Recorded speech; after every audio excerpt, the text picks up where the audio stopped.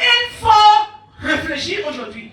Toi qui n'es pas à l'église, toi qui es à l'église, il faut réfléchir. Double esprit, bipolarité. Tu fais le bien, tu fais le mal avec le même corps. Alors, moi je crois que mon message est terminé. Et je vais appeler le pasteur pour venir faire l'appel. Même si tu ne quittes pas là-bas, tu te lèves seulement à ta place. Il prie. Le Saint-Esprit n'est pas quelque chose que c'est une personne, non. Tu crois. Même si tu ne te lèves pas, crois. Dieu va te délivrer. Si vous avez compris ce message, que le Seigneur vous bénisse.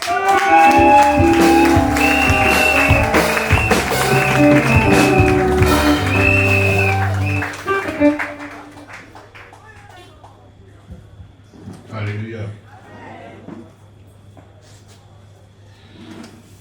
La Bible nous dit que tu peux vivre jusqu'à 120 ans et tu meurs. Et quand tu meurs, tu entres en esprit dans une autre vie. Quand tu meurs, tu fais le passage pour aller en esprit dans un autre monde.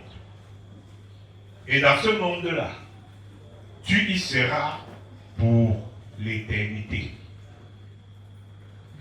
Ça veut dire que soit tu seras une âme qui va reposer en paix, soit tu seras une âme tourmentée ou une âme déchue qui subira le jugement négatif que Dieu a porté sur toi.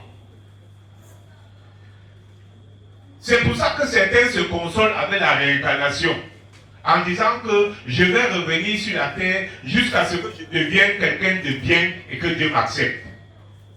C'est pour ça qu'ils se consolent. On leur dit, bon, fais ce que tu veux. Si tu as mal fait, Dieu va te renvoyer même 80 fois, jusqu'à ce que tu deviennes une bonne personne. Mais je vais te dire ce soir, Dieu te renverra et Dieu te juge. Et si Dieu te juge et te condamne, ce n'est pas une condamnation à mort, c'est une condamnation à vie. C'est-à-dire que ton esprit sera tourmenté pendant des siècles et des siècles. C'est pour ça que il faut préparer ce temps où tu seras présent devant le Seigneur. Nous vivons une époque de la liberté. À telle enseigne que nous, quand on était petits, les parents tapaient. Aujourd'hui, tu dois négocier avec ton enfant. Il y avait le respect. La femme était soumise à son mari. Aujourd'hui, tu dis A, elle est déjà à Z. Il faut que revenions à la sagesse de Dieu. Parce que tout ce que nous faisons, qui déplace la morale, qui déplace la bienséance, qui déplace tout ce qu'il y a comme loi pour vivre en société, ce sont des péchés dont il faut nous débarrasser. Ce soir donc, si tu te sens considéré ou indexé, si tu as en toi un péché, je ne te demande pas de le crier. Si en toi-même tu sais qu'il y a des choses que tu fais, l'inceste, le vol, le mensonge, tu es là pour créer la zizanie entre les gens. Tu es quelqu'un qui refuse la paix, qui ne sait pas s'abaisser. Nous les Africains, nous aimons les querelles. Tu te dis que j'ai une famille, j'ai des amis. J'ai un oncle qui m'avait dit que toi tu ne peux pas être un bon bassa parce que tu n'aimes pas les conflits. Mais moi je lui ai répondu que même les philosophes ont dit que le pardon est la politesse des puissants.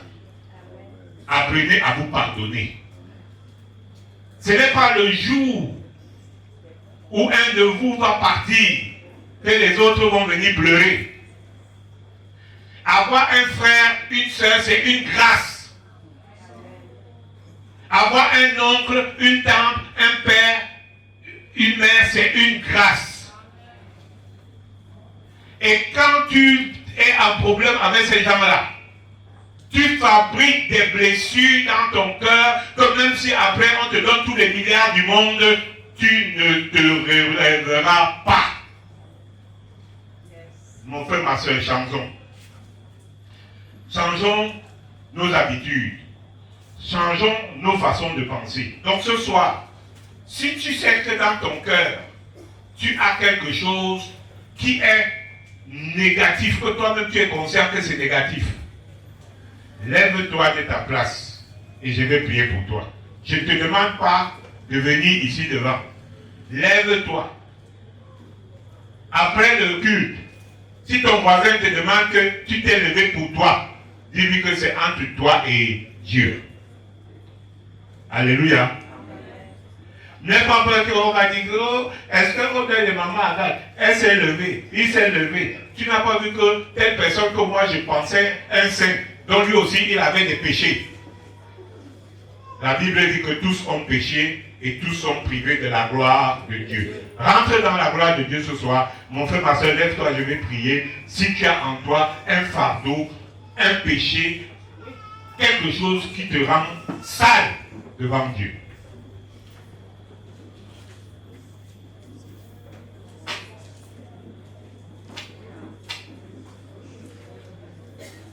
Je suis heureux parce que de ce côté, tout le monde est propre devant Dieu.